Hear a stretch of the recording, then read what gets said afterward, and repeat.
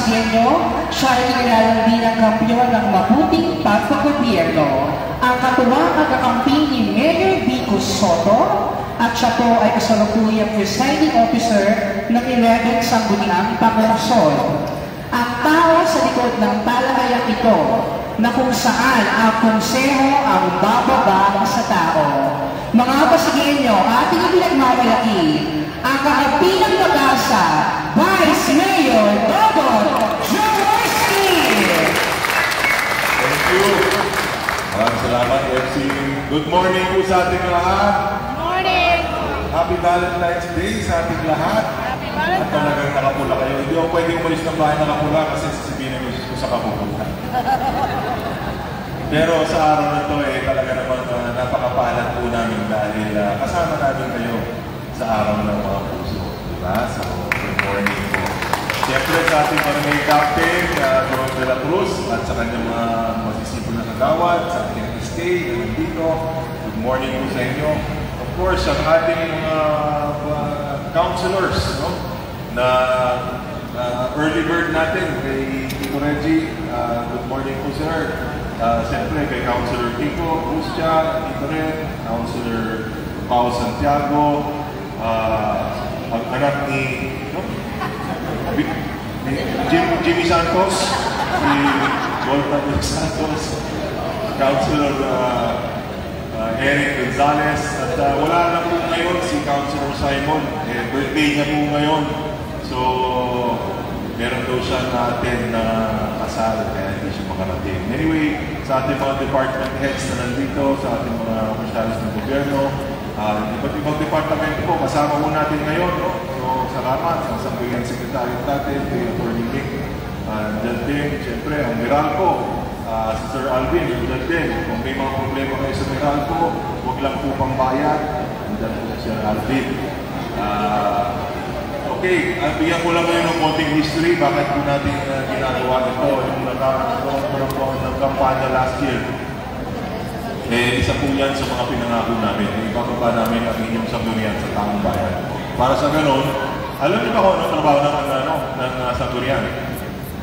Ang sanggunian po ay gumagawa ng lokal na batas. No? Ang tawag po sa amin ay legislative branch ng local government. So sa local government po, meron po tayong executive branch, yan po yung mayor, kasama po yung kanilang mga departamento.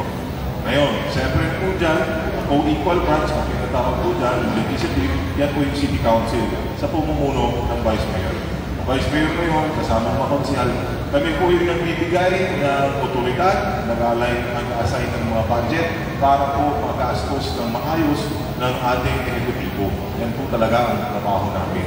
Ngayon, para kami maging epektibo mga mambabatas sa lokal na pamahalaan, kailangan po namin marinig ang inyong mga suwestyon, ang inyong mga problema, para sa ganun mabigyan natin ng kaukulang ng atensyon at maayos natin lalo ang ating public service dito sa ating lungsod.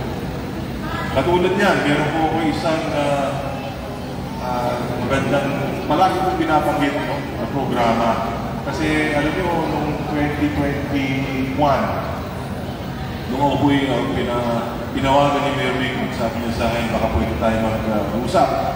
So sabi ko, bakit? Sabi niya, nung meeting kami, sabi niya, baka pwede kang manyaya ulit bumalik sa politika bilang ng vice mayor niya. So sabi ko, bakit ako? Ang dami mga mga kasama na. Sabi niya, kailangan ko ng isang pagkakatiwalaan. Pero sabi ko, sige, ganito nga gawin ko. Bababa ako sa tao, tignan ko. Kasi alam niyo naman, ginawa niyo akong congressman 2004 to 2007. Yung matagal na panahon niyo. No? So sabi ko, tagal ko wala sa politika. Hindi ko alam kung maalala pa akong tao. Pero alam niyo, natuwa ako dahil sa aking unang pagbaba pa lang. Ang yumakap sa akin at umikot sa akin, tumulong sa akin, ay ang mga nanay, tatay, lolo, lola ng mga skolang pinag-aral ko ng kolehiyo. At isa lang ang sinasabi nila, salamat sa inyo dahil nakapagtapos ng kolehiyo ang anak ko, nagbago ang buhay namin lahat. No? So yan po. So tumatak po yan sa utak ko, no? Nung aking pag-ikot. Nung kayo naman ay nagbigay ng tiwala po sa amin, no? Nanalo po kami. sinabi niya, tinanong ako ni Mayor Vico, anong programa ang gusto mong i-priority? Sabi ko, isa lang. An educational scholarship program na magbibigay ng pagkakataon sa ating mga kababayan na hindi pinakamatatalino, pero unahin natin yung mga kababayan natin mahihirap makapag-aral ng college education. Kasi sa sistema ho natin ngayon, yan, ang PLP, malapit lang po dito.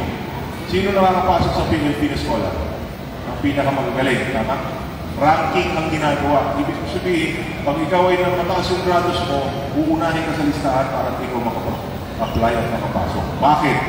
Kasi sa dami na nag-graduate natin, alam niyo kung ilan nag-graduate ng high school taon-taon dito sa ating Luzon? Mahigit 8,000 na kabataan. 8,000 mahigit nag-graduate sa ating high school. Ilan lang natatanggap sa PLP? 1,400. Ano nangyayari ngayon sa iba na hindi nakakapag-aral? Hindi na sila nakakapagtapos. So hindi nagbabago yung mabuhay ng Pasigenyo. Kaya kahirapan na nakita ko na 15, 20 years ago bilang congressman ninyo. Hanggang ngayon, lumalabang ang kahirapan. Bakit? Kasi yung mga anak ng mga pamilyang walang kaya magpaaral ng kanilang anak. Dumami yung kanilang anak, pero hindi sila nakakapagtapos. So, problema ngayon, dumadami yung mahihirap din sa ating lungsod. Pero itong katotohanan, kung ako yung congressman ninyo, 3 billion ang income ng Pasig. Alam niyo kung magkano pinasa namin City Council itong nakaraan?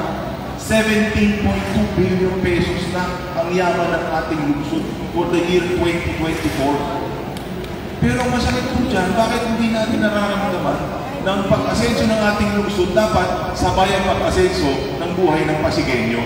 Tama ba? So, ito ngayon ang naisip natin para ngayon. Pinasa po ng inyong City Council kasama unanimous po ang approval ng ating City Council under the leadership of Mayor Vico ang Pasig City Pag-asa Scholarship Program. Ano po ito? Qualification lang dalawa. Number 1, dapat kayo ay taga-Pasig. Dapat minimum 2 years kayo nandito nag-aaral yung mga anak niyo, nakatira kayo sa ating lungsod, qualified kayo para dito sa scholarship program. Number 1. Number 2, dapat kung may kaya kayo, kayo na lang magpaaral sa anak niyo. Ang pinakapangalawang qualification natin, hindi tinitignan yung grados. Tinitignan lang yung capacity nyo bilang sa yung economics ng pamilya ninyo. Kung wala po kayong kaya magpaaral, paaralin kayo ng ating pamahalaan. At hindi po sa PLP ito. Paaralin kayo sa private education dito sa Pasig Catholic College at sa Arellano University sa Caloocan. So mula sa first year hanggang magtapos ang inyong mga anak, pwede na kayo mag-ambisyon na yung anak ninyo, pwede maging engineer, pwede maging nurse, pwede maging advertising consultant, lahat mo pwede. Pero kailangan mong sumihin natin sa mga anak natin na kailangan nila magsipag at mag-aral pa rin. Hindi na nila kailangan maging number 1 sa class nila. Pumasa lang sila ng high school, makakapag-aral sila. Bakit? Pumunta kayo sa ibang bansang mayayaman, isa lang nangyayari doon. Pinag-aral nila ang kanilang mga kabataan. Kaya gumanda ang buhay ng kalidad ng buhay ng kanilang mga pamilya. Dito sa Pasig, kaya po natin. Nag-assign po first semester alone. Nag-assign po ang inyong City Council ng 70 million. Continuing appropriations po ito. Magpaparal tayo ng halos ng 2,000 kabataan itong unang taon. Sa susunod, magiging 4,000, magiging 6,000, magiging 8,000. Hanggang mga pagtapusin ng mga anak. The city will spend maybe about 500 million pesos pag full blown na itong programa ito. 500 million scholarship pa lang sa college education ng inyong mga anak. So please, patuloy po ito. Ngayon, narinig nyo na yung programa, alam nyo na. Sabihin nyo na yung mga anak ninyo, apo ninyo, mag-aral ka habang nandito ngayon ang nagtuklase pa ang mamahala ni Mayor Vico Soto. Uunahin natin ang kayamanan ng ating lungsod, mag-ibaba, diretsyo sa kinabukasan ng inyong anak. Okay, so, isang programa po lang po yan. Napakarami po natin mga programa. Pero ngayon po, nais naman namin makinig o marinig ang inyong mga kailangan o pangangailangan, mga tulong. Baka meron kayong mga pulisiyang naiisip na pwede natin mapag-usapan din. Ito po ang ating pagkakataon ngayon. Nais lang namin ibaba at ilapit ang inyong pamahalaan sa bawat isa sa inyo para malaman ninyo na hindi kayo nag-iisa. Na kami nandito para makatulong at maging katuwang ninyo para pamanda ang buhay natin ng mga pasigil. Muli po, let's start with the Sangguni at umpisa na po natin ang ating ugnayan. Magandang umaga at Happy Valentine's Day sa ating lahat. Okay. Tawagin natin ang unang magtatanong sa hanay ng SK Council.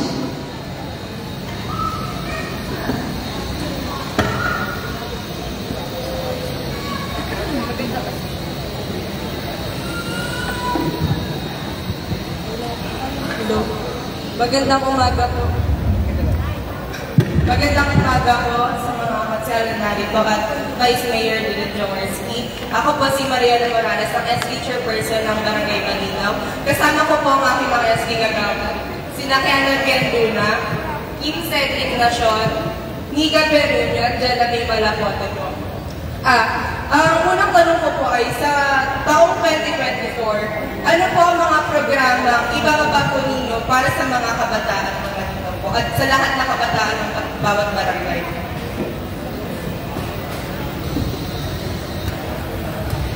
Actually, wala ngayon si SK Visits, no? Ang programa ng ating programa ng City Hall, actually, ang inyong programa ng barangay dapat ang gagaling sa SK. Kasi ayon ko sa ating local government code na kailangan mauna ang ating SK sa pagbaba ng mga programa sa kabataan. Dito kaya nga po ngayon may hindi na president, di ba? Kasi siya ay representative ninyo sa aming council. Now, for this year 2024, walang sariling item ang kabataan budget sa Sangguniang dahil hindi po natin dinanagay sa ibang separate item ang tulong o programa para sa kabataan. Nag-usap kami kay SK at sinasabi ko sa kanila, ang SK natin kayo, dahil new punch kayo, alisin nyo sa inyong isipan na limitado ang SK sa palarong pang-summer lamang. Dahil yan po nakikita natin, no? Sa bawat, hindi lang dito sa Pasig, pero sa buong Pilipinas, ang SK naging active lang pag may palaro. Okay? Now, ang nagiging problema ko natin dito, ito, diretsahan po tayo. Ang problema ng SK, wala pa kayong budget. Yes, sir. Tama? Yes, sir. Ang problema ng barangay, wala pa rin silang budget. Tama? Alam niyo bakit? Ito, para maintindihan ninyo ang sistema natin ngayon dito sa ating lungsod, sa barangay na hindi na dahil sa Pasig, sa buong Pilipinas. Hindi po nagpapasa ng budget ng barangay at dapat kasi ina-approve ito ng City Council. Last year, nag-approve kami ng mga budget na complete submission ng mga barangay June, July hanggang August. Ibig sabihin po nito, yung kalahati ng taon, walang budget ang barangay, walang budget ang SK. Ngayon, bakit po ganito ang practice? Ito, para malaman yung lahat. Kaya ako namin matigil ito dahil last year lang namin nalaman ito. Kaya po ganito nangyayari dahil meron pong umipita. Para magkaroon ng budget ang SK ang barangay ngayon, lumalapit ang mga financier.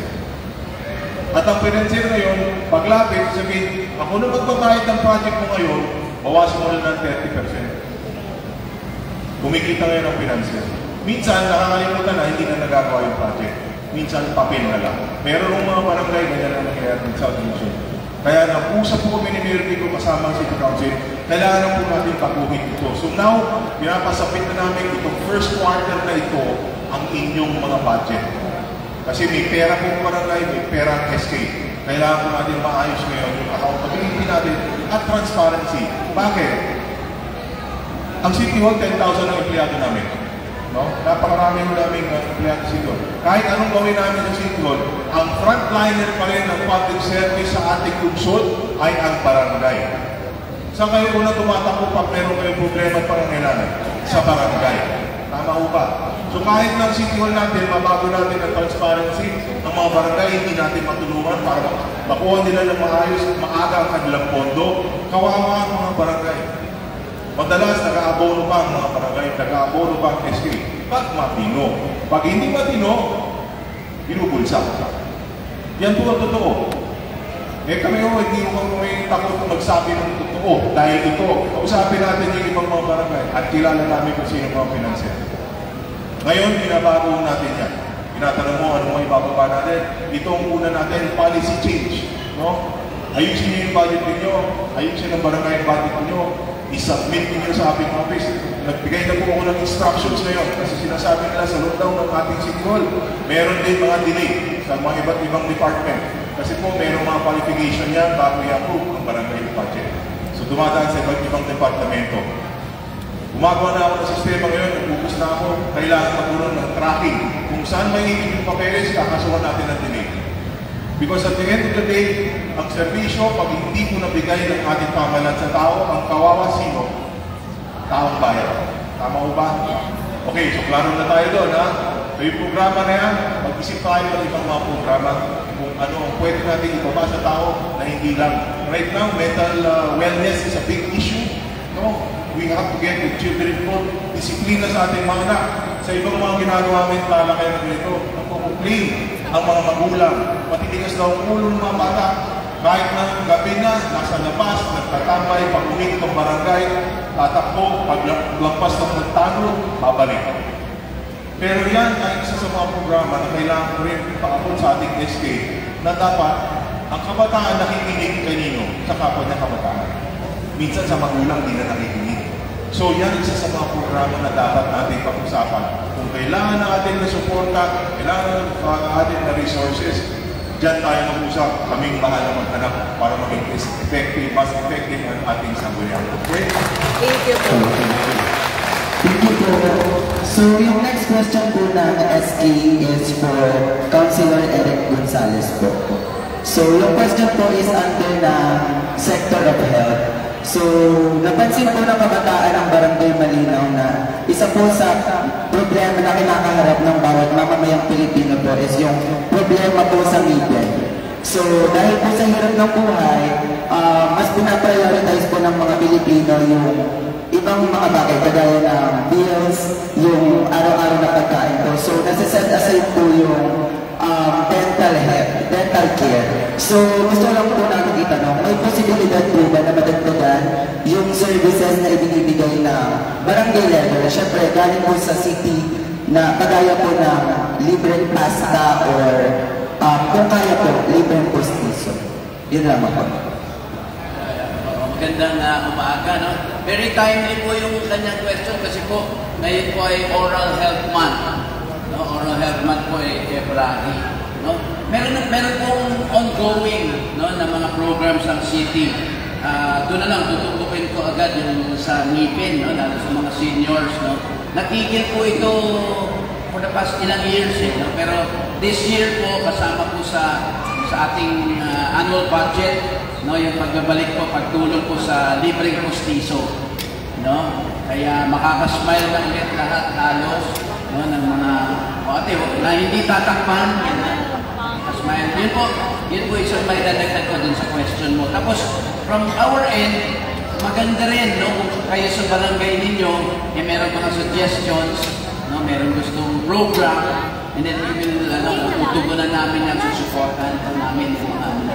So, sa question mo, with regard sa ipin, no, muna yung sa postiso meron, tapos ngayon, Oral Health Month, nandito ba yung dentist natin for Malinaw? Asan yung dentist natin sa Malinaw? Supposed to be, meron po silang program ngayon, ngayong buwan na to.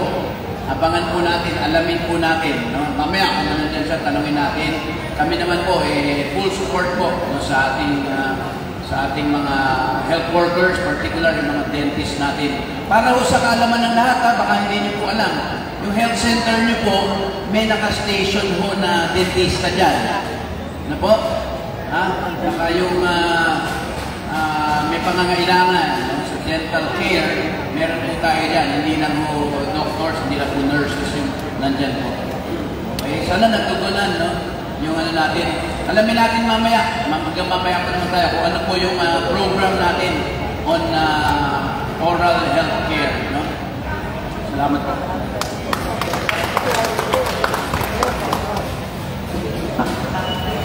Thank you po sa inyo lahat. Magandang araw po sa ating lahat.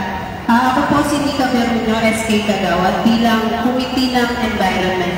Tanong ko lang po kung pwede pong maging regular po yung pagpasok ng truck ng basura sa aming lugar. Kasi ayun po yung mga pangunahing problema po sa looban, katulad po ng paper. Sa bungad po, pagpasok po sa bungad ng basura, then yung pagpasok po ng truck ng basura sa likod ng McDo po sa may dulo. Maraming salamat po. Okay, ang problema natin sa basura, alam mo, dati kasi full contracted yung ating basura. Ngayon, nag-shift po city natin mula sa outside contractor papunta by administration. So nung umpisa na natin sa barangay Pinagbuhatan, bumili tayo ng mga truck para dyan, para tayo na ang gumawa ng mag-collection. Tayo na gagawa ng collection ng sarili natin. Para sa ganun, wala tayo sisihin. Ngayon, last year, hindi ko alala kung September, October yata, nagbago kayo ng contractor ng city doon sa white waste management disposal natin, yung pag-collection ng basura. So, isa sa mga problema nga natin ngayon, yung oras ng pick-up at saka yung frequency o ilang beses sa isang linggo na dapat na pick up ay hindi natusunod. So, ang ginawa po natin ngayon, actually, wala dito si Councilor Caro Martinez, siya yung pinag-file natin ng isang ordinansa na kailangan strictly follow yung i-compose ng ating Solid Waste Management Office sa bawat pick-up point kung anong oras darating at kung kailang araw. Para sa ganon, pag walang dumating, makukuha na natin ng video, mapapadala natin at pwede natin sitihin yung ating mga contractor ng basura. Okay? So sa Big Bear naman, ang problema natin, napakitid po ng daan, walang pagmamaniwaan ang ating mga truck. So kailangan talaga ilabas yung basura. Yun ang isa sa mga problema. Pero alam naman natin sa Big Bear, meron tayo sa development program dyan para sa ating mga residente na dyan. So, antabayanan nyo malapit. Okay? Thank you. Thank you po. Okay, nilagdag din ako. Sakto lang, nataon lang kahapon kasi during lunchtime, nag-lunch kami ni Mayor, nabanggit ko sa kanya yung isa sa programa na naisip namin na parang nag-agree naman siya. Kasi naalala natin, alam naman natin, meron na tayong okay sa Pasig, no? Pero, yun nga po, dahil linggo-linggo po, umiikot po ako sa mga barangay. Isa po sa nakita namin din, yung mga naiiwang debris. Yun po ang hindi nakukolekta ng mga ng ating truck. No? Dahil hindi naman talaga pwede rin hindi talaga siya party dun sa kontrata. So para magkakaroon po tayo, nag-propose po tayo at parang gusto naman ni Mayor, papagawa na po tayo ng programa. Parang sort of po ito, Oplan din. No? Pero Oplan alis debris. Ano po yung mga debris? Minsan yung toilet bowl po, di ba? Pag nilagay po natin sa kapunan ng basura, hindi po yung pinukuha. No? Kasi nga po, hindi po pwede. Yung po rin po yung, dapat naman ito katukulan din po natin. Yung mga pinagpagawa po sa bahay, minsan ilalabas lang, naiiwanan. Minsan inayos po yun sa Poso Negro, iniiwanan lang din po sa labas. Kaya nga po yun, parang kung proposal po natin, bukod po sa Auckland Kaayusan, ay maggagawa po tayo ng programa na iikutin bawat barangay at uubusin na po natin lahat ng debris na ito. Yun po yung maganda at pinapaisipan lang po sa atin ng title yung programa. Pero ang maganda po ito, pag naikot na, kasi siguro ito po natin na wala na po, makakasiguro po tayo ng unti-unti mababawasan yung mga basura. Lalo na po ganitong klase na basura na hindi po talaga nakukolekta ng ating kontraktor dahil wala naman po talaga sa kanilang kontrata. Yun lang po, additional lang po na sagot. Thank you po. Good morning po sa ating City Councils and kay Kapitan Joel po. This question is for Councilor Volca de los Santos po. And ayun, as stated po before, and hindi naman po lingid sa ating kaalaman na under pa po ng transition ang Sangguniang Kabataan. And as of now po, wala pa po talagang nabababang budget sa amin. And hindi naman po bago sa atin na marami sa mga kabataan natin yung into sports po. However, meron po certain challenges na nag-face po na nagiging hindrance para makapagpatuloy sila sa hobbies nila. And one of those po ay yung of sports equipment. Possible po ba na makapag-request kami ng sports equipment sa inyo? Ayun po, thank you po. Okay. Tama-tama, tignan nyo naman, basketball player yung katabi ko si Marisa ngayon. At lahat po kami mahilig sa sports. At si Consi Eric, si Consi pa, kung hindi nyo po nalalaman, dati pong sentro rin sa basketball. De, pero, aminin ka sa inyo po, pag-usapan po namin din yan, na kung paano po kami makakatulong. And I'm sure po, meron pa pong mga ilang sports equipment po na pwede po sigurado pa ba. Pero kagandahan po yun, lagi binabag-device na din na nakupupo kami dito. Maganda po isama nyo rin po sa programa nyo at sa budget nyo para at least makakapag-procure din po kayo ng sarili niyo. Pero hanggang sabi nyo nga po, hanggang wala po, baka naman po meron pa rin po kami. Titignan po namin kami pwede po namin maiambag. Ayun po, guys. Sumulat ka sa office ko, bibigyan ko kayo ng equipment. Thank you po. Good morning po. Bilang nasa transition pa po yung SK, itatanong lang din po namin kung kailan po bababayin po yung office ng SK since may problem po kami sa wiring. Pero nasangguni naman na po namin to sa SKNP na pinamumunahan po ni JC Castillas po. Sana yung maintenance mo? Silipin mo na, magawa mo na. Thank you. Magkakaroon po kayo. Thank you po.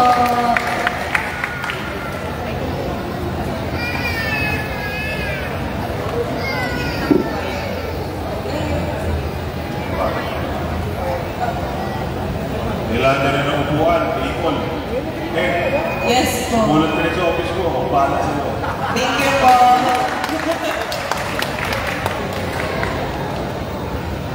At saka, may question pa po kami. Pwede po ba kami makapag-request ng computer and printer para po sa mga estudyante na taga-Malinaw po? Yung printer, yung printer, wala tayong stock sa GSU. Nagpatanong na ako, yung computer, baka meron tayong makuha. Okay?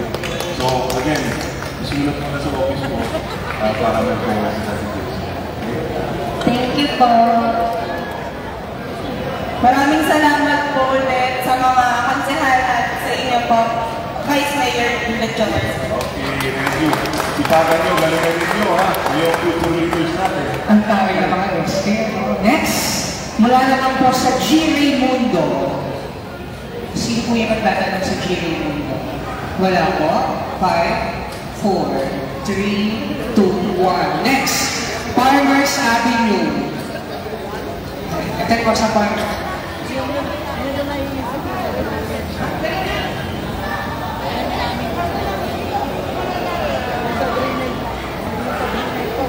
Magandang umasa po. Wala. Ang ano po namin, para rin po sa basura. Kasi yung mga basura po namin, para pong alat din lang po. Saan po yan? Dito po sa farmers. Yun, maluwag naman po yung daan, pwede umapis po. Truck po kahit maliit. Ang kailangan rin po kasi natin, alam niyo pagdating mo sa usaping basura, dalawa ko yan, usaping basura at saka dumi ng aso. Diba? Yan, problema ko natin lahat yan. Dumi ng aso at saka problema. Isa lang mo ang problema dyan. Ang tao walang disiplina. Bakit? Kasi ang basura, kahit na hindi oras na ilalabas, dinalabas.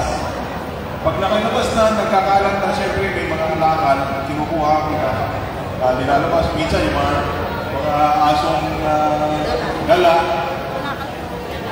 diba, kinakalat din yung mga aso. Tapos yun, tama, sinasabi ko po sa Kiko, kung saan pa nakalagay, bawal magtapon dito ng basura, doon ka natin tinatapon. Minsan naman, ang nangyayari, pag may oras ng koleksyon, pag may oras po ng koleksyon, at nakalimutan ilabas ni nanay o ni tatay, sasabihin niya sa bata, itong 5 piso, itapon ko na lang sa kanto. Totoo hindi? Totoo po. Kasi doon po sa aming lugar po, lalabas po yung basura. Doon lang po ilalagay sa tapat po namin. Ayun, tapos kakalat, di ba? Kaya problema ko natin dito, disiplina talaga. Sa problema ng tumirang aso, ganun din. Bakit ganun? Pag ang aso, pagdating ng madaling araw, pag wala pang gising, bubuksan, palalabasin, padudumin. Pag gising ni Lola, siya nagwawalis ng dumi ng aso ng kapitbahay niya. Tama ba ho yun? Alam nyo, isang taon kalahati na kami ni Baby umiikot. Araw-araw, yan ang isang pinakamalaking complaint. Dumi ng aso. Hindi ko maintindihan sa ko, alam nyo mga kaibigan, ang may-ari ng aso, ang ating mga pamayanan dito. Ang mga bahay-bahay din, ang komunidad din yung may-ari.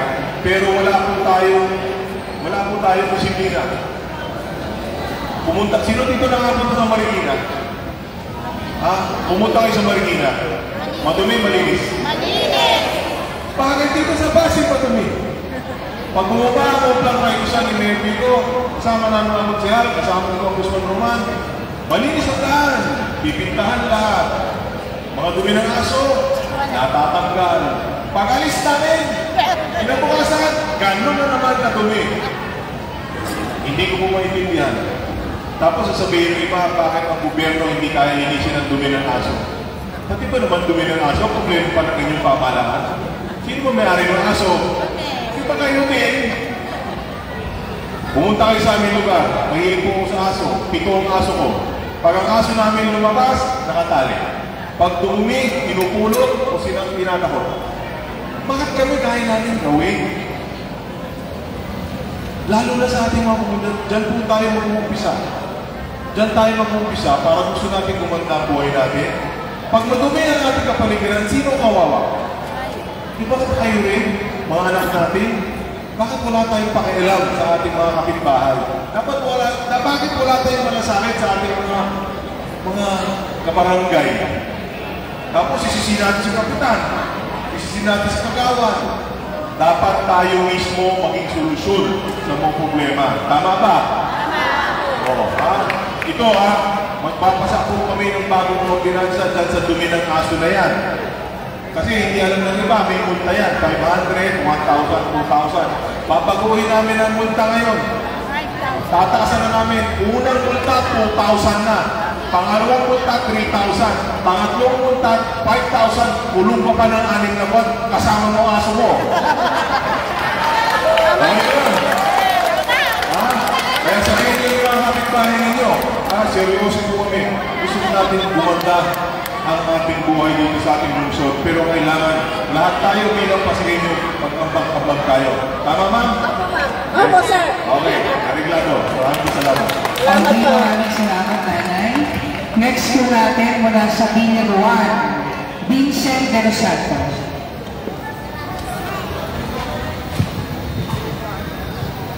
Magandang tanghali po sa lahat. Unang-una kay Vice Mayor Dodot, tsaka sa mga councilor po natin, kay Councilor Kiko, kay Councilor Pau, Councilor Volta, tsaka kay Councilor Eric. Sa mga head departments po, kay kay 31 Alpha namin, sir. Magandang hapon po, tanghali sa lahat. Katanungan lang po namin sa Bilyagwan, Big Perdolo po. Unang-una, nagpapasalamat po kami dahil nalaman po namin na nabili na po yung lupain namin.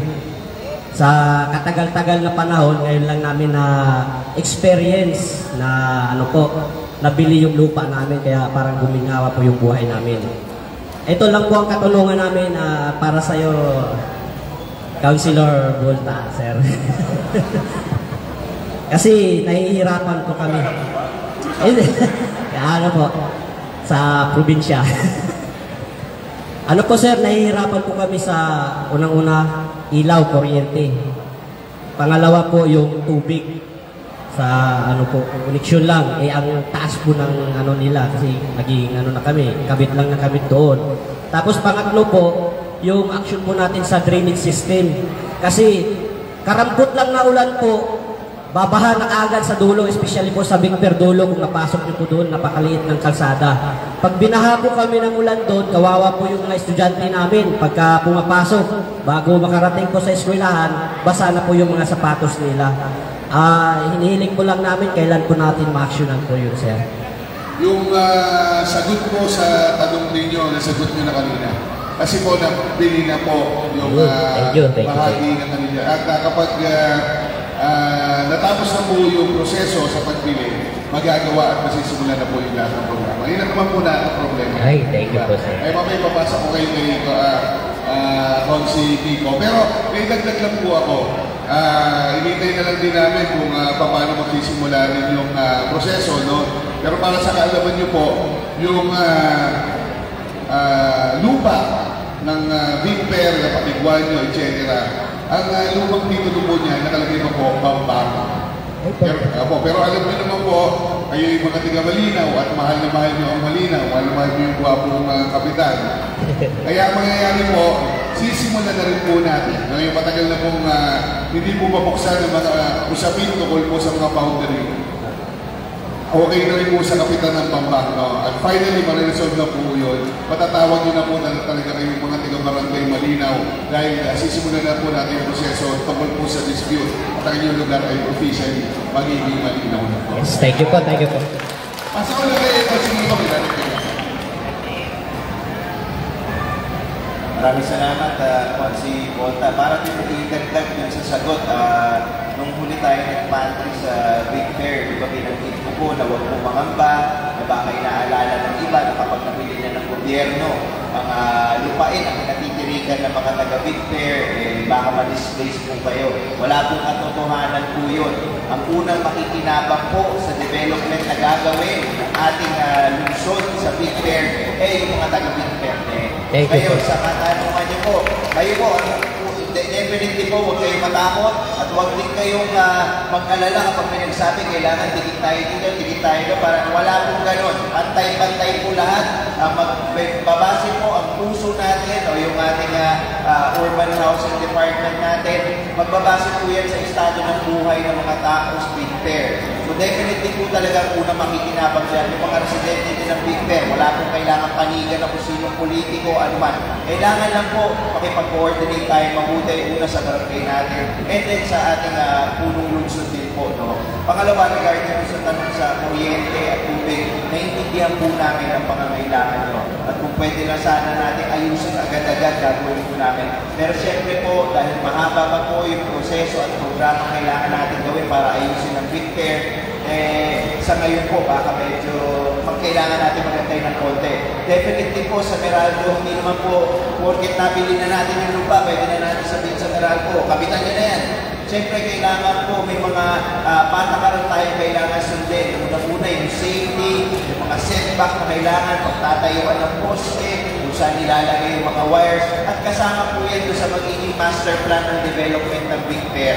Pag inayos po natin ang Big Bear po, papagandahin natin unang-una ang tirahan nyo, aayusin natin ang tubig nyo, aayusin natin ang kuryente nyo, mabubuhay kayo ng maayos at matiwasay. Ang kailangan nyo lang gawin, alagaan po ito kung tatayo natin dito. Kaya sana po makakapagantay lang po kayo ng konti. Ang mahalaga po, bumubulong na ang bola. Promise po, magagampanan din po natin lahat yan in due time. Basta tulong-tulong lang po tayo dito. So, sana po maasahan namin po ang inyong support at tulong dito sa programa po para sa Big Bear. Yun na po. Follow-up question.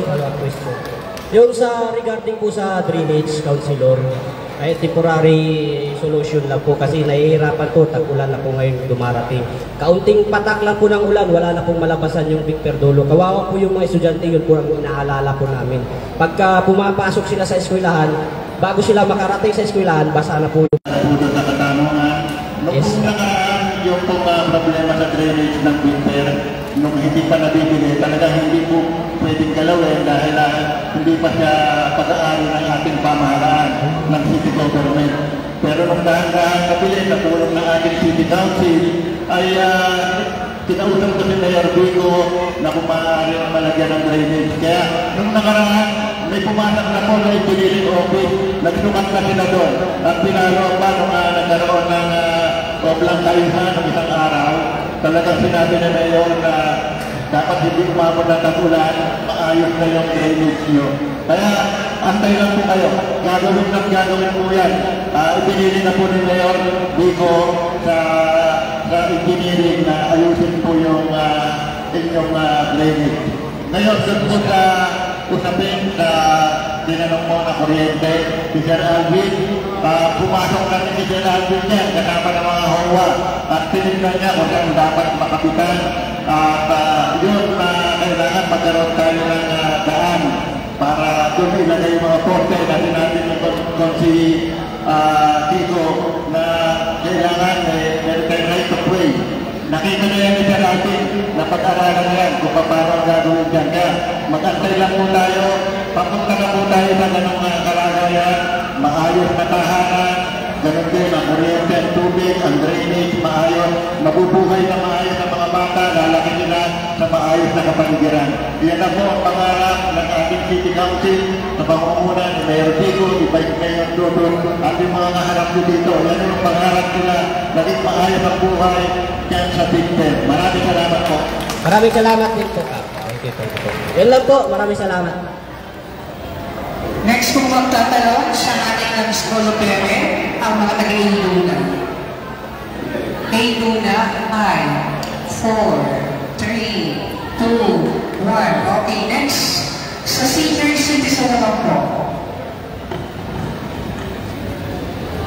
Ayan na mga kaibigan at napanood natin ng talakayan dito sa Barangay Malinaw, lungsod ng Pasig at napakagaganda noon mga itinatanong ng mga taga rito kay doon sa mga namumuno natin at nasasagot din naman ng maayos yun mga katugunan sa kanilang mga problema ay kanilang napakinggan.